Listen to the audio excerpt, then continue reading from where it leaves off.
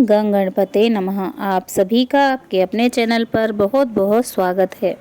आज इस वीडियो में हम जानेंगे कि एकादशी व्रत को सभी व्रतों का राजा क्यों कहते हैं और एकादशी व्रत क्यों करना चाहिए। शांताकारं भुजंग शयनं पद्मनाभं सुरेशं विश्वाधारं गगनसदृशं मेघवर्णं शुभांगं लक्ष्मीकान्तं कमलनयनं योगिभिर्ध्यानगम्यं वन्दे विष्णु भवभयहरं सर्वलोकैकनाथम। भगवान विष्णु जी को अत्यंत प्रिय है एकादशी का व्रत। पूर्व काल में मूर दैत्य को मारने के लिए भगवान विष्णु जी के शरीर से एक कन्या प्रकट हुई, जो भगवान श्री हरि विष्णु जी के तेज से संपन्न और युद्ध कला में निपुण थी। उसकी हुंकार मात्र से मूर दैत्य राख का ढेर हो गया। वह कन्या ही एकादशी देवी थी। इससे प्रसन्न होकर भगवान श्री हरि विष्णु जी ने उसे वर मांगने को कहा। एकादशी देवी ने वर मांगा, यदि आप प्रसन्न हैं तो आपकी कृपा से मैं सब तीर्थों में प्रधान, सभी विघ्नों का नाश करने वाली व समस्त सिद्धि देने वाली देवी हूँ। जो लोग उपवास करके मेरे व्रत का पालन करें, उन्हें आप धन, धर्म व मोक्ष प्रदान कीजिए। भगवान ने वर देते हुए कहा, ऐसा ही हो। जो तुम्हारे भक्त जन हैं वे मेरे भी भक्त कहलाएंगे। आइए जानते हैं एकादशी व्रत को सभी व्रतों का राजा या व्रतों में शिरोमणि क्यों कहते हैं। वैकुंठ धाम की प्राप्ति कराने वाला, भोग और मोक्ष दोनों ही देने वाला तथा पापों का नाश करने वाला एकादशी के समान कोई व्रत नहीं है। इसीलिए इसे व्रतों का राजा कहते हैं। सभी व्रत व सभी दान से अधिक फल एकादशी व्रत करने से होता है।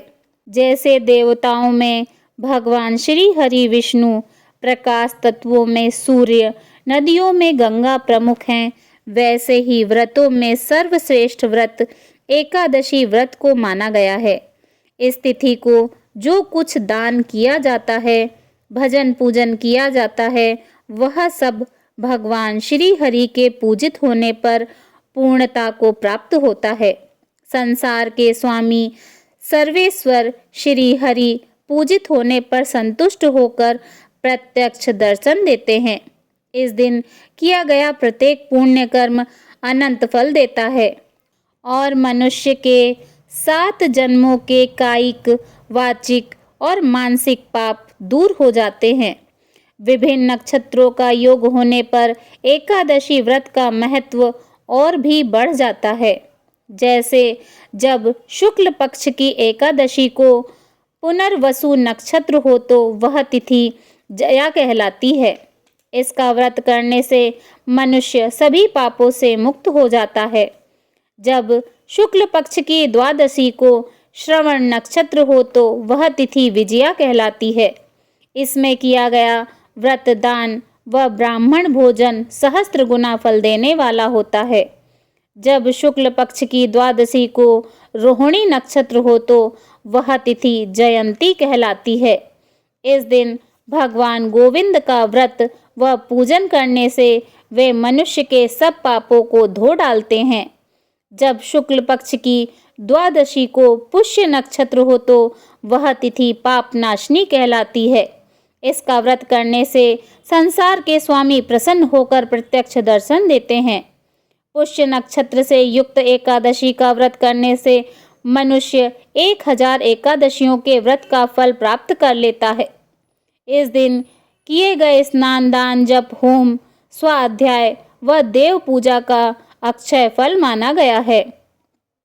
गोदान व अश्वमेघ यज्ञ करने का जो फल होता है, उससे 100 गुना अधिक फल एकादशी व्रत करने वाले को मिलता है। एकादशी व्रत के करने से सभी रोग व दोष शांत हो जाते हैं। मनुष्य को दीर्घ आयु, सुख, शांति व समृद्धि की प्राप्ति होती है। मनुष्य जीवन का उद्देश्य भगवान की प्राप्ति भी एकादशी व्रत से हो जाती है। चिंतामणि के समान एकादशी का व्रत मनुष्य की सभी कामनाएं पूरी करता है। एकादशी व्रत का अखंड पालन करने से मनुष्य की 100 पीढ़ियों का उद्धार हो जाता है। एकादशी का व्रत सभी पुण्यों को और मोक्ष देने वाला है। आइए जानते हैं एकादशी के दिन अन्न क्यों नहीं खाना चाहिए। एकादशी के दिन अन्न जैसे गेहूं, चावल आदि खाने से पाप क्यों लगता है? इसके लिए कहा गया है कि ब्रह्म हत्या आदि समस्त पाप एकादशी के दिन अन्न में रहते हैं। अतः एकादशी के दिन जो भोजन करता है वह पाप भोजन करता है। यदि एकादशी का व्रत न भी कर सके तो इस दिन चावल और उससे बने पदार्थ नहीं खाने चाहिए। आइए जानते हैं एकादशी का व्रत क्यों करना चाहिए। यह संसार भोग भूमि और मानव योनि भोग योनि है, इसीलिए मनुष्य की स्वाभाविक रुचि भोगों की ओर ही रहती है। मनुष्य यदि भोगों में ही लिप्त रहेगा तो वह इस संसार में आवागमन के चक्र से मुक्त नहीं हो सकेगा।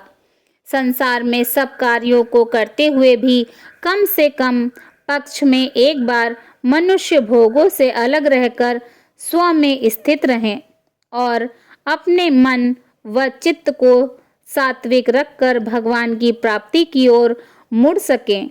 इसीलिए एकादशी व्रत का विधान किया गया है।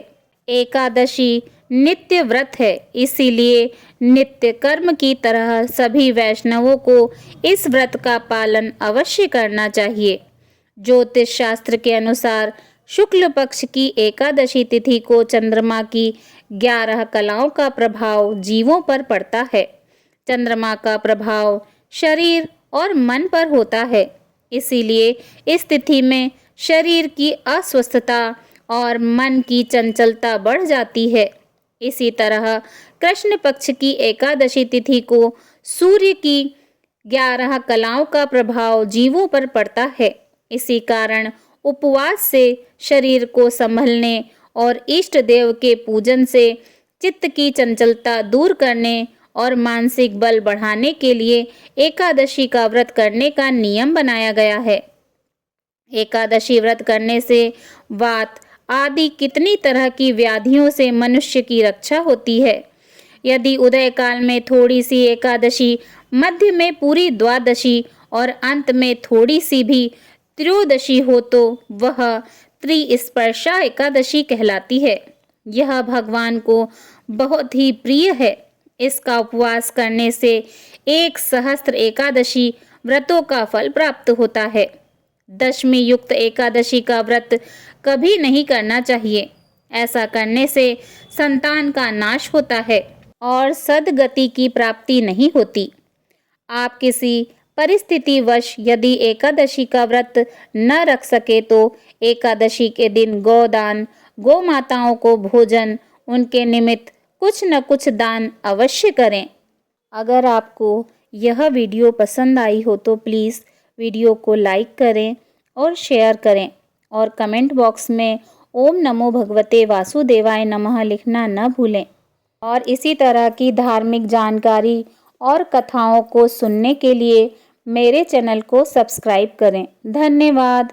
जय श्री राधे कृष्णा।